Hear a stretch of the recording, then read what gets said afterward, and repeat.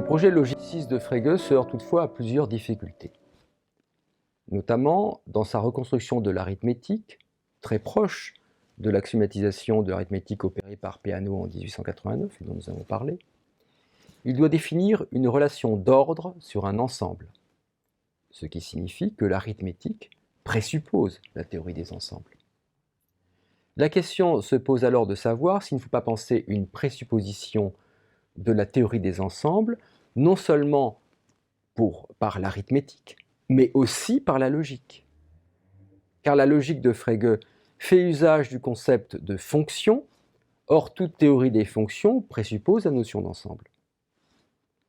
Le lien entre logique et théorie des ensembles est repéré par John Venn à la fin du XIXe siècle. Venn montre qu'à chaque propriété correspond un ensemble représenté par un cercle, une patate, et les propositions définissent des rapports ensemblistes d'appartenance, d'inclusion, d'intersection, de réunion et de complémentarité.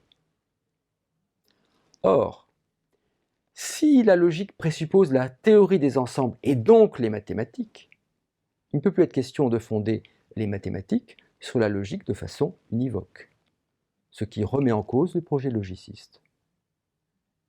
Au projet logiciste, il faudrait alors substituer un projet fondationnel ensembliste.